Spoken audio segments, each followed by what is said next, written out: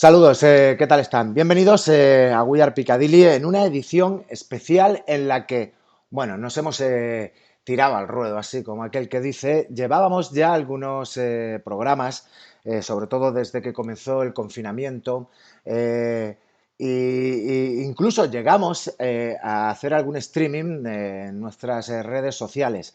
Pero lo que hoy hemos hecho, sin lugar a dudas, o lo que pretendemos hacer, es ir un poquito más allá.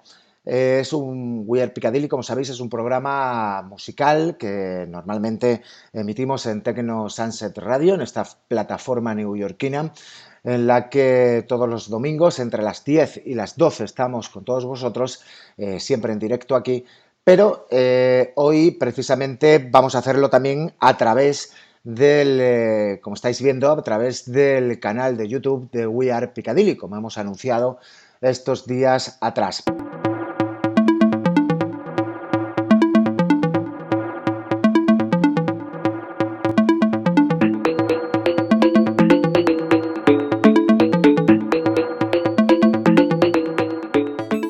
Dicho esto, paso a presentar a nuestros compañeros, que ya los estáis viendo. Por un lado tenemos a Javi López desde Alicante, que bueno, ya sabéis que los últimos programas es la mitad de We Are Piccadilly y los últimos programas pues ya no se puede, ya no se puede quitar este programa, valga la redundancia, medio Javi, de medio. Javi, ¿qué tal? ¿Cómo estás?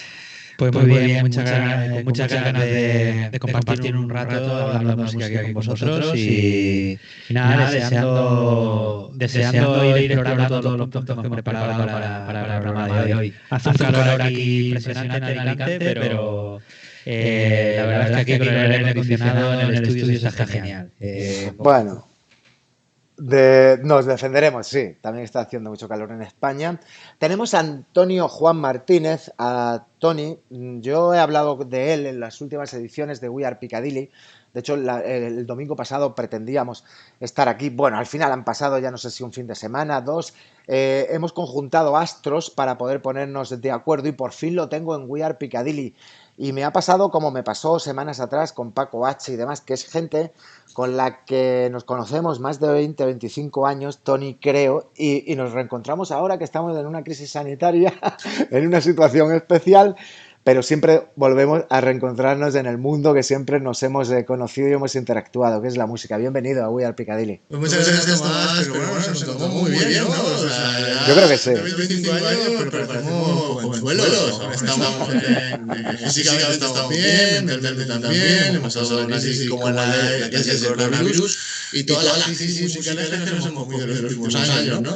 Pero muy contento de estar en este programa y sobre todo muy contento de reencontrar contigo, que sabes que es una persona que siempre he admirado y he tenido mucho cariño desde la época de Hard House, nada más y nada menos. Bueno, y la gran sorpresa del programa es Amelia, Amelia Hall, que yo la he conocido, estábamos aquí chequeando señales de Skype, Tony está en Elche, Amelia está en Nueva York, como digo, la he conocido gracias a Tony, que es una amiga. Amelia, bienvenida. Hola Tomás. Gracias por la invitación a los dos y obviamente gusto conocer a Javi también. Muy bien, pues bueno, antes de entrar en materia, sí que quiero un poco que la gente que nos esté escuchando, viendo y siguiendo conozca un poquito en cuanto a lo que es vuestro perfil en relación con la música. Javi, empezamos por ti. Yo te conozco bastante, pero ¿qué es lo que tienes que ver tú con la música? Bueno, pues con la música antes, Tony estaba mencionando el Happy House. Fue un club que fue fundado por mi hermano, por Rafa. Ahí comenzamos Tomás y yo a trabajar juntos. Tomás fue quien me introdujo a mí en una cabina y yo por aquel momento estaba estudiando ingeniería de sonido en España. Me formé como ingeniero en telecomunicaciones, en imagen y sonido, por aquello de que me encantaba la música, y para costearme los estudios no hacía otra mejor cosa que ir los fines de semana a participar en las sesiones de DJs con Tomás en este club que fundamos en Yecla y del cual tenemos unos recuerdos espectaculares y bueno, está en el corazón de de ambos y de mucha gente que lo pisó y que estuvo allí disfrutando con nosotros. Y bueno, luego a raíz de terminar la carrera y dada la situación que había en España, mi perfil así, pues bueno, se fue centrando más en lo que era la tecnología y actualmente, pues bueno, trabajo como ingeniero de software, trabajo haciendo reconocimiento facial, que es una tecnología que se está poniendo muy de moda ahora, aunque llevo ya 8 o 9 años trabajando en ella. Y es un trabajo que me permite viajar mucho. Me ha permitido conocer prácticamente todos los países de Sudamérica y algunos países de Centroamérica, también México. Y bueno, actualmente sigo trabajando y profundizando mucho en la tecnología, con lo cual creo que puedo aportar bastante con todo lo que tenga que ver a nivel de tecnología y en relación con la música, pero al mismo tiempo pues soy un apasionado de la música, sigo grabando sesiones, sigo haciendo en contacto con la música, pinchando cuando surge alguna oportunidad interesante y básicamente este es mi perfil y estoy encantado de estar aquí con vosotros. Bueno, seguro que van a ser importantes esas aportaciones. Tony está conectado porque vive en Elche, aunque yo creo que actúa en toda la zona de la provincia de Alicante y siempre que sé de él por redes sociales te está metido en líos interesantísimos. Tony, mejor que no lo cuentes Pues tú. sí, soy una persona problemática desde que iba al colegio ya a mis compañeros les gustaban los grupos españoles normales, pues como Hombre G y demás, y yo decía a la profesora que me gustaban los Smiths y los Madness y me decía que no me inventara grupos y que dejara de mentir. Bueno, mi relación con la música es desde muy pequeño. Yo crecí rodeado de discos de música independiente gracias a mi hermano mayor. Me los empapé todos y con 17 años ya estaba editando mi propio fanzine. Pertenezco al movimiento fancinero de los 90 o de mediados de los 90 alicantino. De ahí ya pasé a escribir en revistas, a patear festivales. En 2005 ya empiezo a hacer radio, cosa que no he dejado de hacer. Y bueno, pues ahí ya pues me hice periodista musical. He hecho tele, he hecho radio, prensa escrita, he llevado comunicación de grupos, he llevado comunicación de festivales, he dado charlas, cursos y siempre desde el punto de vista del periodismo underground que es lo que a mí me llama, ¿no? Lo que llama a la gente la música rara. Y bueno, pues soy raro, pero a mucha honra. Bueno, 4 raros, creo que estamos aquí. Sí, ahora hablaremos de un curso que has puesto en marcha en la Universidad de Elche de periodismo musical, pero evidentemente queremos conocer un poquito el perfil de Amelia. Hola, ¿cómo están? Hola, ¿cómo Pues yo están? soy de Pues México, yo soy pero de ya México, pero ya llevo 6, 7 años en Nueva York. No sé exactamente cuántos porque ya se ha pasado mucho tiempo, pero en Nueva York es cuando me empezó a gustar mucho la música. Empecé a trabajar en un estudio que se llama Red Bull y primeramente trabajé ahí como en la galería de arte y luego empecé a descubrir que tenían otras cosas que no conocía, como la estación de radio, y luego me empecé a conectar más con la radio y trabajé ahí un año, pero aprendí mucho, tuve la experiencia grande, conocí a mucha gente muy interesante y ahora en estos días pues soy DJ, disc jockey, como le dicen, y tengo una residencia en un club en Brooklyn que se llama Public Records y aparte ahorita con todo lo de la coronavirus pues tienen una página de internet que se llama Public Access TV donde muchos residentes que tenían en vivo ahora tienen programas de radio con visuales pues cada semana y el mío es cada miércoles.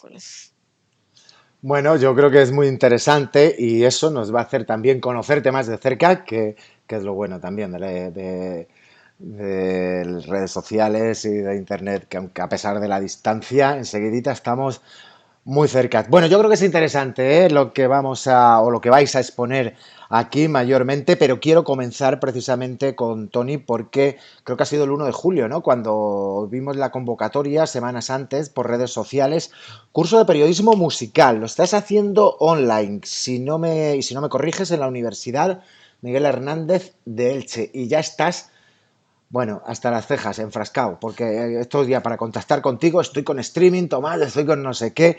¿Qué tal? Cuéntame, ¿qué planteamiento has Pues hecho con estoy el súper curso? contento, pues estoy súper contento, porque había una respuesta enorme, se agotaron las plazas, una semana y media antes, incluso ya desde el 1 de julio los alumnos están respondiendo fantásticamente bien, tienen mucha intención y tienen mucho interés. Tengo alumnos de todo tipo, gente que le gusta el reggaetón, hay gente que le gusta el jazz, hay gente que quiere ser presentador de Eurovisión, o sea que está muy interesante y es muy divertido. Y por primera vez tengo ese feedback con los alumnos, que desgraciadamente no puede ser presencial, pero es algo que me parece mágico, ¿no?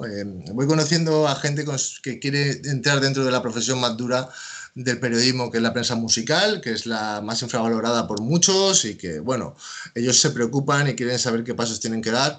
Y el curso lo he planteado hablando de todos los medios que hay. Esto es un poco complicado porque trato televisión, trato prensa escrita, trato radio y luego también analizo nuevos medios como puede ser el blog, como puede ser el podcast y como puede ser el canal de YouTube. Además de prensa o de comunicación musical, que eso también creo que es una rama en la que cada día más profesionales nos vamos dedicando, que es a la comunicación. Pues cómo llevar grupos o cómo llevar la prensa de los grupos, cómo convertir a ese disc jockey o a ese grupo en una marca o cómo dedicarte a cubrir un festival o llevar un festival desde la comunicación. Todo es muy introductorio, porque el curso son 25 horas, y no puedes hacer mucho más, pero como tengo tantas ganas, me quiero implicar al máximo con cada alumno, conocer sus gustos y sus particularidades y ayudarle en todo lo que mi experiencia pueda aportarles, ¿no? Creo que es algo muy bonito y que cuando yo empezaba, ojalá alguien lo hubiera hecho. Y pues mira, ojalá yo sea ese alguien para que dentro de unos años dijeran, bueno, pues este tipo me enseñó cómo llevar un festival de prensa, o este tipo me enseñó que como comunicación musical no siempre se puede trabajar con todos los clientes, ¿no? Y esta es mi intención y desde luego estoy súper encantado con mis alumnos porque creo que he tenido mucha suerte y espero que sí. Tony, normalmente el curso, porque no es la primera edición, y si no me corriges, creo que es la primera edición, ¿no? Pero la idea en principio era realizarlo presencial, ¿no? Eso sí, sí va a hacer presencial y bueno, pues ya sabes que con el tema del coronavirus pues me ha tocado hacerlo por vídeos y grabarme pues casi 7 horas a mí hablando solo. Puede ser bastante pesado para mí mismo, ¿no? Ahora mismo tengo una especie de odio contra mí, porque luego también lo retoco por Premiere, cierro los ojos y veo la línea de tiempo de Premiere y escucho mi voz. O sea, me odio, no apetece verme mucho, pero bueno. Me había hecho una clase por streaming con Fernando Fuentes de 1 hora y media, afortunadamente ha hablado Fernando. Y ahora estoy aquí, que cada vez que veo mi imagen en la pantalla, pues me odio personalmente. Sí. Oye, mandamos un fuerte abrazo a Fernando, es un gran amigo, estoy también años sin verlos. Él reside en Albacete, es un gran periodista musical. Me consta que ha luchado mucho para, para mantenerse en esta profesión, la gran olvidada, no sé cómo la has definido antes, pero coincido contigo. Y si queréis ya, y ya os participamos todos, vamos a comenzar precisamente hablando de lo que es o el concepto que tenemos cada uno del periodismo musical. Yo, si queréis, los que lo hemos ejercido, yo lo sigo haciendo. Bueno, yo voy a poner simplemente un ejemplo, porque muchas veces parece que hacer periodismo musical es cualquier cosa. Yo cuando he ido a cubrir el Festival Internacional de Benicàssim, que a Mérida aquí en España se conoce mucho, antes hemos hablado un poquito de él, un festival que dura 4 días y demás, yo, Antonio, no he tenido tiempo ni para respirar.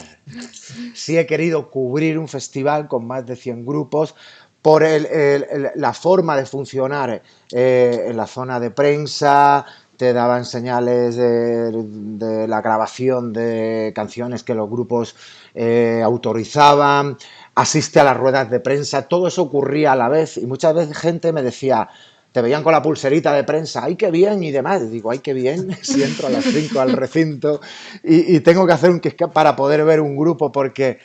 y lanzo esta pregunta, ¿el periodismo musical es lo que parece o hay mucho más dentro? A ver, Como queráis. yo sinceramente voy a decir que hay dos tipos de musical, ¿vale? Que quiere pegarse la fiesta, ir a festivales, a emborracharse y a ver a sus grupos favoritos. que probablemente dure muy poco en la profesión y el que realmente trabaja, ¿no? Es así, cuando tú vas a un festival de prensa, está claro que vas a beber cerveza, está claro que vas a pasártelo bien, pero tienes que hacer tu trabajo, no solamente hacer esto. Y hablo de la prensa musical en cuanto a festivales. Si hablamos de la prensa musical general, esto es trabajar, trabajar, trabajar, intentar mejorar siempre y escribir mejor y locutar mejor y intentar meter los mejores efectos y cada programa encuentras un fallo y te cabreas. O sea, es un trabajo muy bonito, pero es un trabajo que requiere de mucho esfuerzo y mucha dedicación. Esto de ir a un festival a cubrir y luego hacer una reseña o una crónica de un festival, pues como se llama, o como yo llamo, una felación de crónica, porque al final no vas a hablar mal ni vas a tener ninguna pega. Incluso muchas veces ni te vas a acordar de lo que has hecho porque te has puesto tan ciego, tan borracho, que no recuerdas.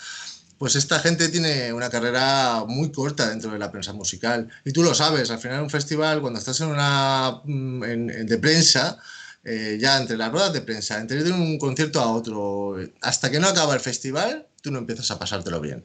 Entonces, bueno, creo que la prensa musical no es lo que parece, al contrario, la prensa musical es otra cosa y mucha gente debería darse cuenta porque el estado de salud de la prensa musical de hoy en día quiere decir que mucha gente la ve como algo de pasárselo bien.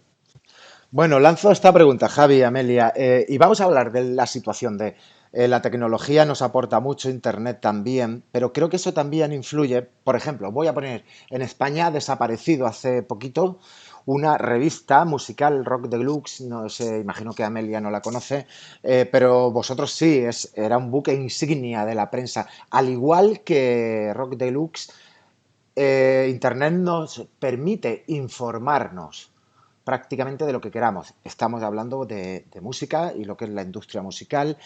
Está modificando, está condicionando, está cambiando precisamente esas vías de información. La revista clásica de música que existen, todavía hay muchas y demás. ¿Qué pensáis al respecto? Bueno, pues si queréis empiezo yo. Pues si queréis empiezo yo. Obviamente, yo creo que no solo el periodismo, sino que prácticamente cualquier negocio está hoy en día sumido en un proceso de transformación digital importante. Yo ahora mismo, por ejemplo, trabajo en el sector, prácticamente le damos mucho servicio al sector financiero y está ocurriendo lo mismo, desde servicios en los que el usuario tenía que estar presencialmente en una oficina para abrir una cuenta, ahora se hace todo desde casa y de una forma totalmente digital. Con el tema del periodismo, pues para lo bueno y para lo malo, también está abriendo una transformación muy importante. En algunos puntos, si se aprovecha bien, puede ser un cambio positivo. En otros, sobre todo para gente nostálgica y gente que vive un poco aferrado a lo que tradicionalmente se suele llevar, pues puede ser un cambio drástico e importante. Yo no soy partidario obviamente, de que desaparezca la prensa escrita en papel. A mí me encanta, tengo muchas revistas en casa, pero es obvio que todo el mundo está sufriendo una transformación digital y que eh, la forma en la que los periodistas se adapten a esa nueva circunstancia y sean capaces de explotar su creatividad va a ser un poco lo que haga que ese cambio sea positivo y no un cambio negativo. Mi opinión, menos esa es mi opinión. ¿Qué perspectiva tienes, Amelia, desde la capital del mundo? ¿Cómo se ve esto desde Pues allí? ahorita lo que está a la moda todo es por internet. O sea, ya como hemos visto, todos los eventos son por internet. O sea, shows de DJs están ahora presentándose en las casas de los DJs porque los clubs no pueden estar abiertos. Así que yo siento que antes que esto, yo pienso que la industria de la música ya estaba muy frágil, pero obviamente el coronavirus nos lastimó a todos, o sea, afectó más. Pero sí estamos viendo cambios en la forma que todo se hace, o sea, ahora hay más shows en vivo, en casas de los DJs o sea, en lugares cerrados y haces el video, o sea, por la computadora lo haces todo.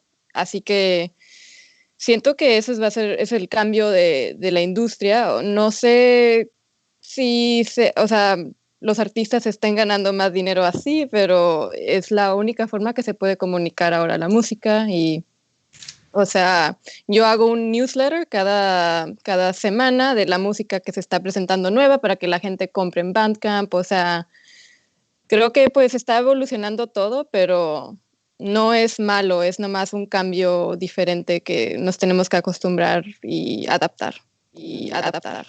Al hilo de lo que dice Amelia, Tony, también la posibilidad de Internet a la hora de informarnos o a la hora de compartir nuestras creaciones o lo que tenemos que contar, si somos músicos, si somos compositores, si somos...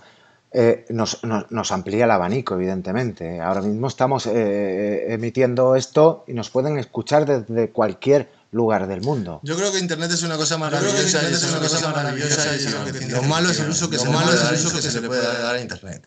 Quiero decir, cuando la prensa musical ha sufrido en los últimos años los últimos 20 años, tres crisis grandes.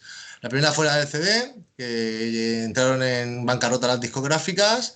La segunda fue la llegada de Internet, que entraron en bancarrota las radios y las discográficas, vamos, prácticamente todos. Y la tercera fue la crisis económica que sufrimos hace unos años, que ahí nos reventaron a todos, fuera prensa musical o no. Y ahora viene la del coronavirus. Precisamente yo creo que la prensa musical lo que ha demostrado es que se sabe adaptar a lo largo del tiempo. Y yo creo que se va a adaptar. ¿Cómo? No lo sé. Ojalá lo supiera porque tendría una varita mágica y estaría ganando mucho dinero. Pero sí que os digo que de la imagen que teníamos en marzo a la imagen que estamos teniendo ahora, sin saber si puede haber un rebrote o no, yo creo que se está trabajando en una dirección muy correcta y se está buscando nuevas vías de comunicación musical y sobre todo nuevas vías de que los artistas puedan expresar su arte. Luego habrá que ver que si esos festivales que han cancelado van a bajar precios, si los artistas van a bajar caché o lo van a subir, habrá que verlo. Pero el periodismo musical es algo que, o la música es algo que está en constante crisis. Entonces, pues seguiremos sobre ella, yo creo. Sí, porque a lo que decías, yo también sumo las tiendas de discos.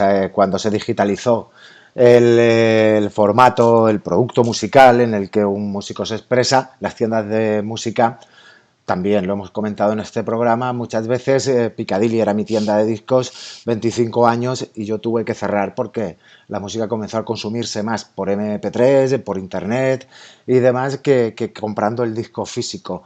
Lo que no me cabe ninguna duda es que siempre la industria musical se ha sabido reinventar y renovarse, ¿no? En cuanto a ello, cuando hablamos de prensa musical, hablamos de difusión musical. La prensa musical cuenta qué pasa en la industria musical, novedades, nuevos grupos, nuevas tendencias.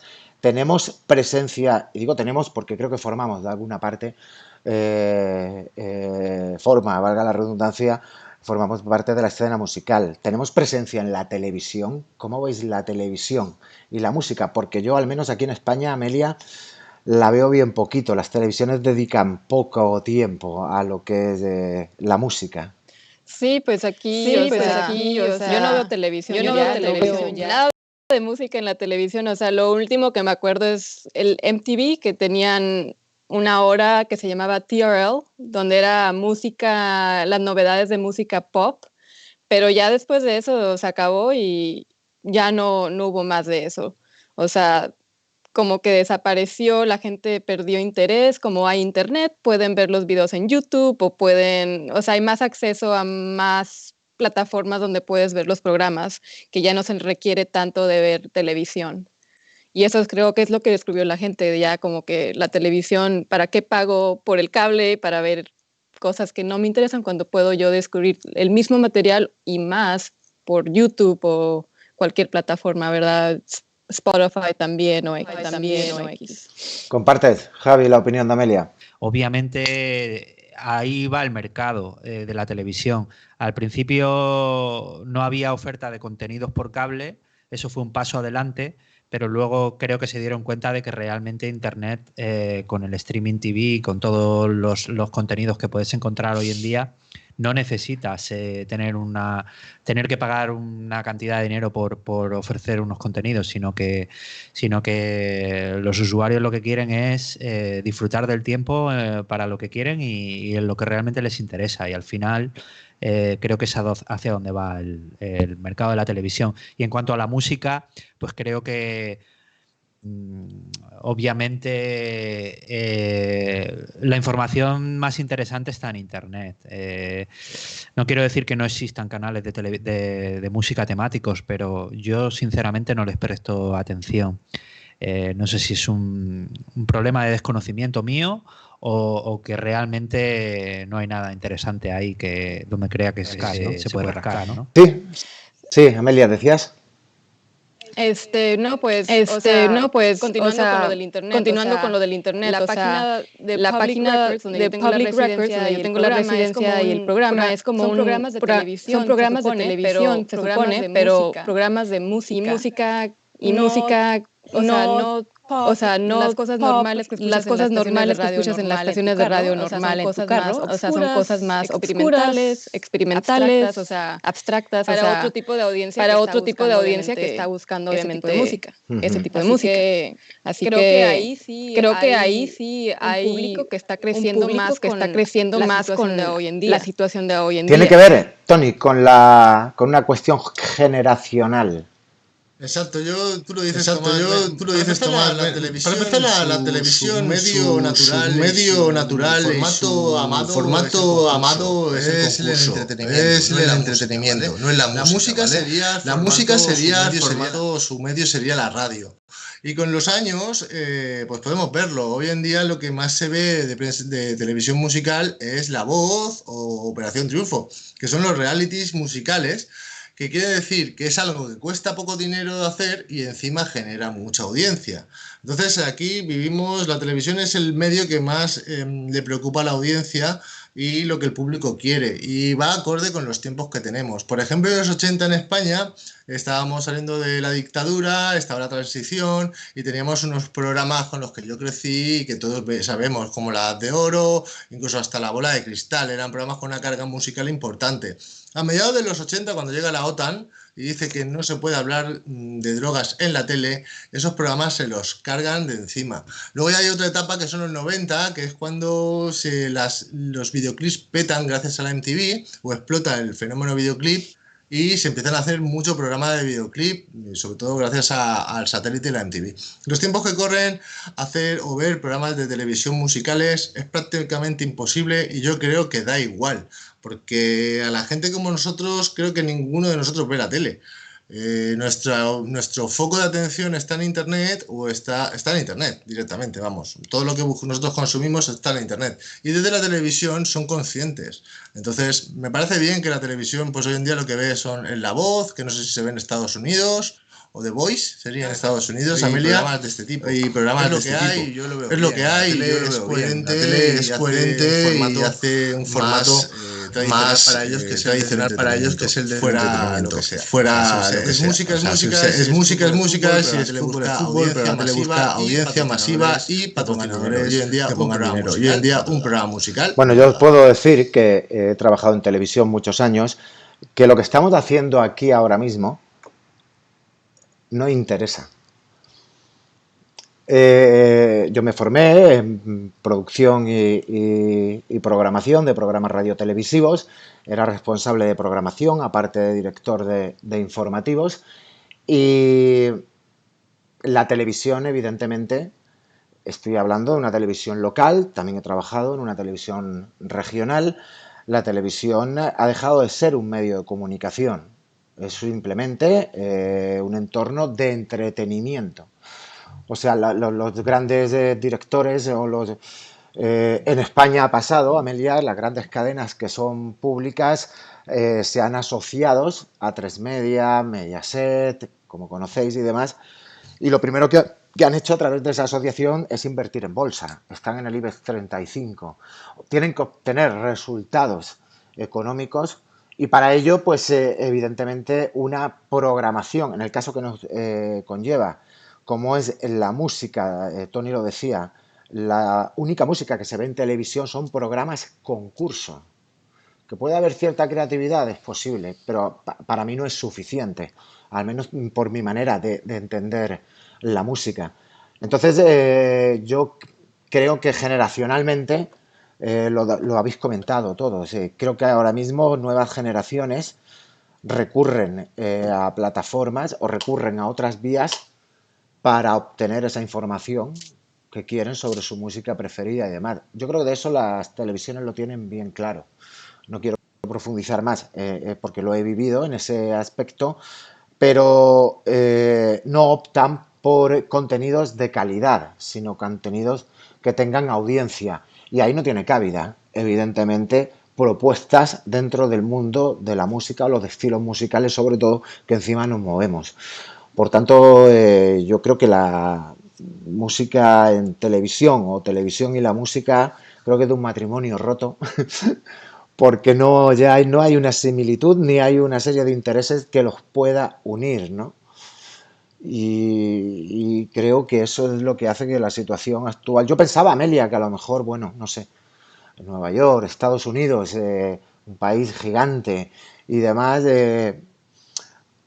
podría ser, pero ya me estás comentando de que no, que también el hábito de la gente es... Bueno, yo siento que como dicen ustedes, creo que es por generación. O sea, mis papás están viendo la tele, pero no están buscando. Yo creo que está ahorita la moda en la tele porque no puede la gente salir, pero está, o sea, es para gente más grande, o sea, la gente que de plano no está buscando profundizar más en música, o sea, como dicen los programas, los concursos de música es súper popular, les encanta a la gente como mis papás, los boomers, pues.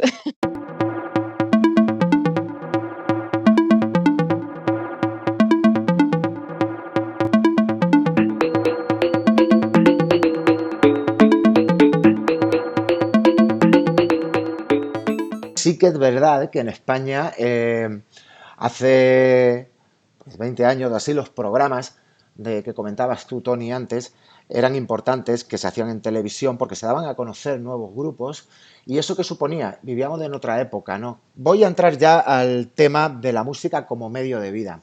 Antaño un músico, evidentemente con una discográfica detrás, enseguida, si conseguía vender discos, enseguida pues ganaba dinero, por decirlo de alguna manera. Todo eso ha cambiado también, porque la forma de consumir música y el formato ha cambiado. El músico ahora gana dinero con el directo, con las giras, derechos de autor también, cuando te programan mucho en los en medios. No sé vosotros, que de alguna manera todos estamos vinculados a esto y yo prácticamente sigo viviendo de ella, aunque con matices, porque trabajo en comunicación, pero es posible con esa modificación, y resumo, ya no corren tiempos de tener un grupo o ser DJ, publicar un disco, vender cientos de miles de copias y poder vivir de la música. No hablo ya de tener más o menos dinero, sino dedicarte a ello profesionalmente, ¿no? Eso ahora mismo ha cambiado mucho, aunque sigue existiendo la posibilidad, ¿no? De hacerlo. ¿Es hoy en día fácil? ¿Cómo veis la posibilidad de poder vivir de esto? Aunque no se sea creador, aunque no se sea compositor, ¿no? Yo creo que decir empresas musicales es prácticamente imposible, pero hoy en día ya empresa musical en cualquier cosa. A no ser que seas dueño de la discográfica o un músico famoso, que al final ellos son los que ganan el dinero de verdad, sobre todo los dueños de las discográficas. Creo que ser DJ después del coronavirus va a ser muy complicado y sobre todo si eres DJ de cosas o de estilos musicales que no son masivos o comerciales, simplemente por el aforo del local. O sea, yo no sé si voy a volver a pinchar porque el aforo de mis locales, de los locales donde yo voy, son de 100, 200 personas. Entonces ya con eso me voy olvidando. Ya luego como tener clientes para trabajar en comunicación musical, pues si no hay aforo para ese tipo de clientes que yo puedo tener, tampoco voy a poder seguir trabajando en eso. Lo importante es saber hacerlo a tiempo y hay una palabra hoy en día en el sector en el que yo trabajo que se utiliza mucho. Hasta hace poco era ser un innovador, ahora creo que la palabra es ser disruptivo, ¿no? ¿Qué significa eso? Significa, para mí, ¿vale? Significa si la industria está cambiando, lo primero que hay que saber es o analizar hacia dónde está yendo. Y luego lo que hay que proponer son soluciones técnicas que sean viables, que sean originales, que sean creativas, que puedan tener impacto, que disfrutes haciendo algo con ellas y que propongan un cambio y que además sean aceptadas. Todo eso que he dicho junto es muy complicado porque yo soy optimista, pero hay que tener ideas. Esas ideas tienen que ser buenas, tienen que tener una viabilidad, tienes que ser capaz de plasmarlas. Por ejemplo, el otro día un amigo me comentaba, oye, ¿y por qué con esto de esta situación, tú que eres tan bueno técnicamente, por qué no te has planteado hacer una aplicación que permita, por ejemplo, contratar a un disc-jockey virtual con una selección específica? Digo, pues mira, no es una mala idea, seguro que hay mucha gente que lo está explotando. Lo que quiero decir con esto es que no significa que el negocio vaya a morir, el negocio lo que está haciendo es transformándose, el dinero va a estar ahí circulando, entonces lo que hay que hacer es analizar un poco hacia dónde se está moviendo para encajar en él y sobre todo disfrutar por el camino y se van a producir cuando haya fusiones y colaboraciones entre gente que técnicamente sea capaz de proponer cosas que antes no existían y gente que tenga la suficiente visión como para saber qué es lo que el mercado necesita. Y luego, obviamente, si a eso lo acompañas con una persona que sea original y que sea capaz de transmitir algo desde la pasión, pues si lo juntas todo es cuando saldrán grandes cosas.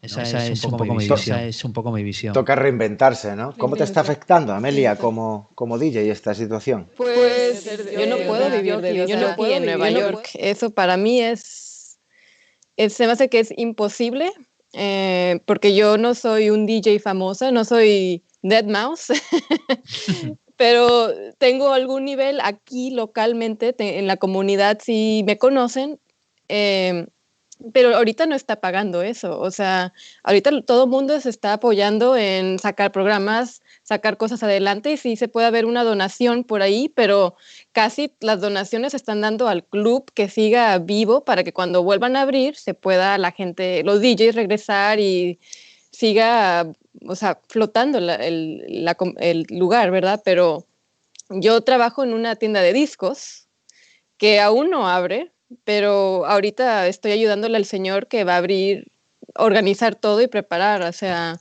para cuando la fase 4 llegue, se pueda abrir el lugar y obviamente tomar precauciones con el virus. Pero pues eso es como vivo, pero vivir como DJ en Nueva York se me hace que son contados con la mano.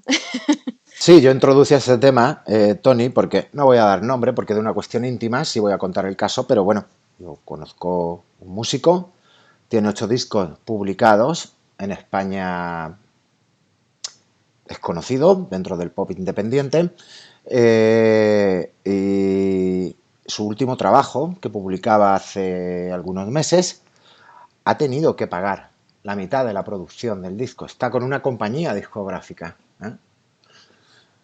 Quiero decir, tiene ya cierta popularidad, tiene circuito para tocar en directo, no se dedica a ello íntegramente, aunque dedica mucho tiempo a, insisto. Entonces, creo que eso sí que ha cambiado un poquito, ¿no? De cuando hablamos de los 80, cuando se vendía el disco, la posibilidad de poder vivir de la música como DJ, como compositor en un grupo y demás.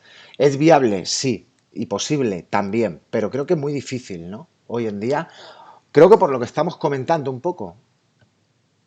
Si estamos hablando de periodismo musical, es prácticamente imposible hoy en día. Y si estamos hablando de disc jockey, pues o pinchas todos los fines de semana y también te haces un canal de YouTube que te ingrese o que te dé ingresos, o vivir como vive Amelia en Brooklyn con un sueldo de disc jockey, ya tienes que pinchar un montón para poder permitirte pagar una. Sí. Lo veo complejo, pero no imposible.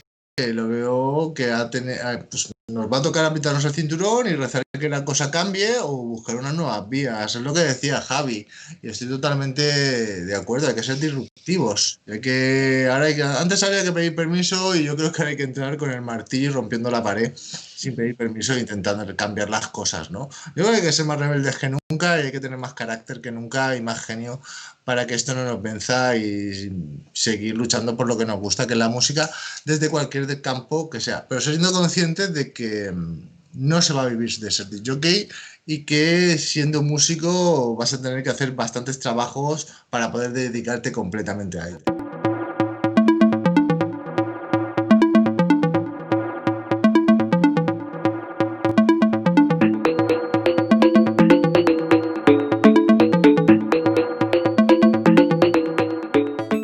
Depende un poco con qué rapidez se puede llegar al éxito del producto musical que uno elabore.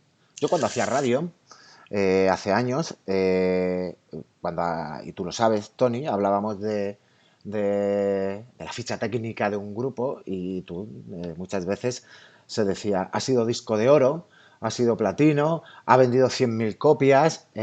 Ahora un periodista escucha, para dar una referencia de esa popularidad del grupo, tiene tantas reproducciones en YouTube y demás. Y luego también el tema de la monetización en YouTube también genera ingresos, sí. Depende del estilo musical. O sea, podemos hacer de la música un negocio dependiendo de la calidad.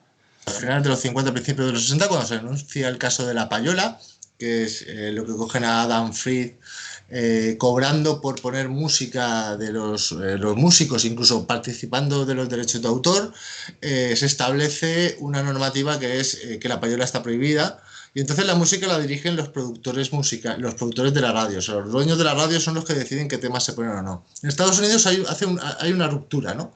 Está Tom Donahue que dice, no, yo voy a hacer radio independiente y la música la elijo yo y no viene ningún productor de radio a decirme lo que tengo que poner. Y luego está la radio fórmula, ¿no? El Top 40, el Top 40. Esto sucede en Estados Unidos y influye a todas partes del mundo. Pero en España sí que domina la radio fórmula. En Estados Unidos hay un montón de radio stations independientes, ya Mira lo sabe, en cada ciudad habrá las dos radios, por ejemplo, en Nueva York está Radio For Radio, es como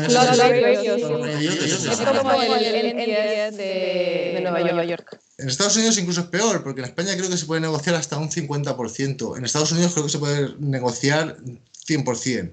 Entonces, creo que esta es una de las grandes claves para distribuir un producto musical. Y luego está el típico que monta un grupo nuevo y joven que no tiene una productora grande. Ese sí que puede monetizar gracias a YouTube, ese sí que puede monetizar gracias a un podcast o gracias a un blog o a un buen videoclip y generarlo por un montón de plataformas que hoy en día nos da Internet, y hay un montón de fórmulas, desde el branding content hasta la política de afiliación, el Google AdSense. Hay muchas fórmulas para que tú puedas ganar dinero sin tener que darle explicaciones a una productora o una discográfica que se va a quedar el 50% de tus derechos más el 50% que negocie con las radios, y al final el que menos dinero gana es el músico. Quizás influencias de tu país de origen, donde la música latina está mucho más extendida. Lo digo porque en España ahora mismo es un mercado que arrasa, ¿no? Y luego Estados Unidos, donde yo creo que hay de todo, ¿no? Sí, y demás. Sí. Ese concepto en cuanto a popularización de la música, cuanto más comercial, vamos a utilizar esos términos, es más fácil abrirte camino. ¿Lo compartes? ¿Cómo se ve eso desde Nueva York? Pues yo siento que la música underground siempre va a ser underground hasta que el artista decida cambiar a lo que es popular. O sea, es una decisión de la persona a firmar a una disquera más grande, donde va a haber más dinero, va a ser más popular. Yo creo que eso se repite, es una historia sin acabar. O sea, no sé si hay una solución para un tema así. O sea, yo siento que la música underground siempre va a sufrir un poco. en el futuro. O sea, claro, es un poco popular la música electrónica, pero hasta un nivel. Siempre las comunidades pequeñas, como vamos a decir Lot Radio, aunque sea popular, no es popular a lo que llamamos popular como Justin Bieber o Rosalía o X. Hay un nivel de popular por la comunidad underground que lo apoya y siempre va a ser así. ¿Puede realmente la música underground ser popular? Para mí sí que lo puede llegar a ser.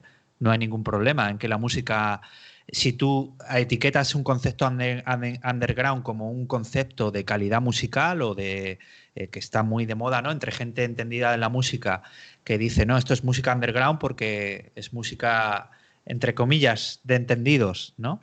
O al menos de las que nos gustan ciertos géneros musicales que no son tan conocidos.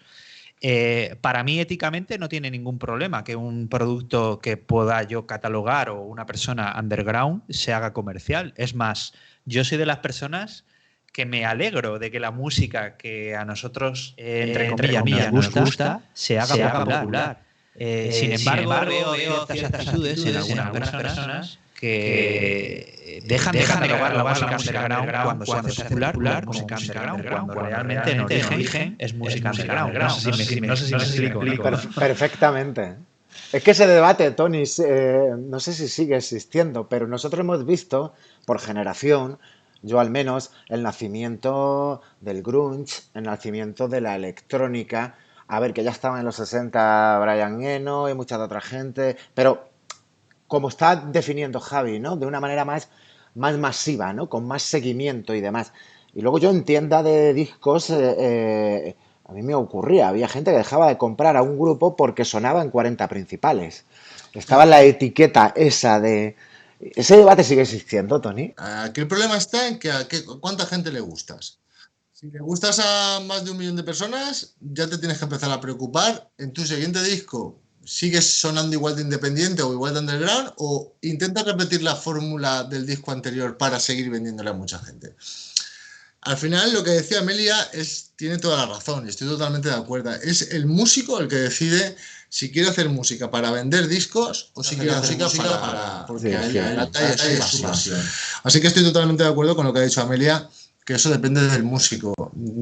La música independiente y la comercial se abrazan mucho más de lo que la gente piensa. Sí, yo siempre he dicho que la gente que ha estado pendiente de etiquetas pierde el tiempo en ese. Yo he tenido críticas por poner un disco grabado por una banda de música en el escaparate de mi tienda. ¿Pero por qué tienes esto? Me lo decían puristas de la escena underground y demás. Pues fijaos, ahora trabajo con una banda sinfónica. No quiero abrir ese tema porque sería... Es impresionante, ¿eh? La industria musical bandística es más independiente o más underground de lo que parece. Y habría que conocerla. Funciona de una manera diferente, pero no dejan de ser músicos, ¿no? O sea que entonces, en mi opinión, creo que es perder el tiempo. Yo creo que hay que valorar un poco lo que a ti te emociona y no de qué sello procede o de dónde viene.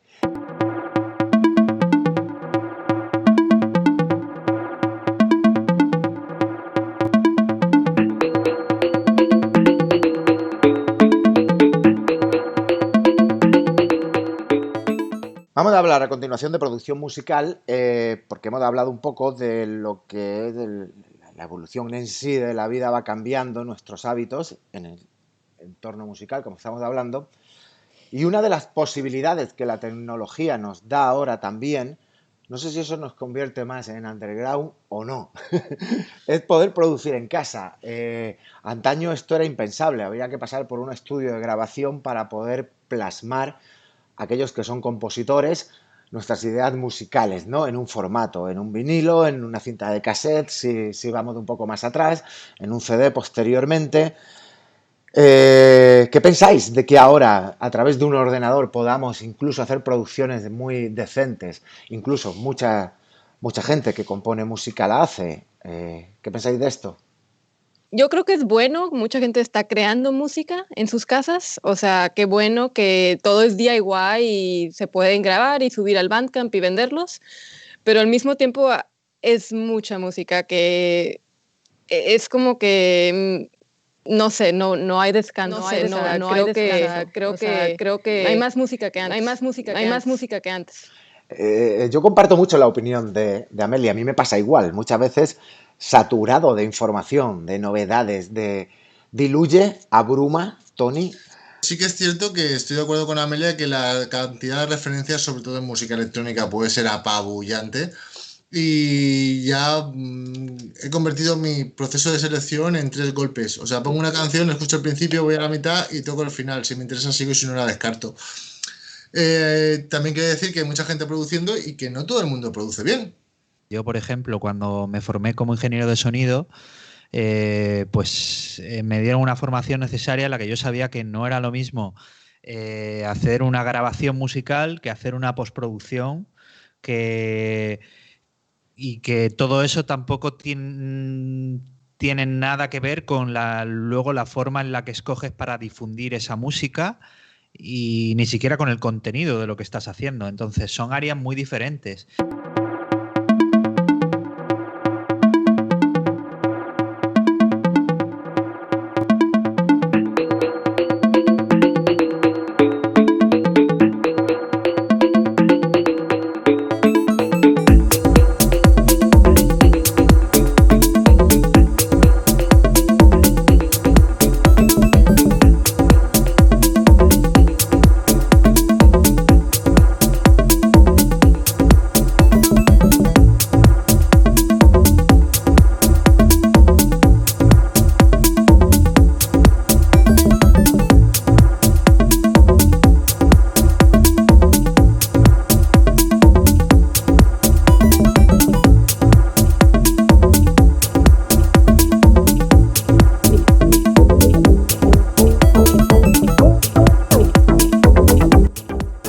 Un placer, amigos. Yo creo que es la primera vez en We Are Piccadilly que hemos hecho este streaming. Espero que no sea la última. Seguiremos de alguna manera reinventándonos también, que es un término que hemos utilizado un poco sobre la temática musical que hemos hablado durante todo el programa. Para mí ha sido un placer. Amelia Hall desde Nueva York, Javier López desde Alicante, Antonio Juan Martínez desde Elche. Para mí un reencuentro, Tony, jolín, cómo mola, de verdad. Que habla.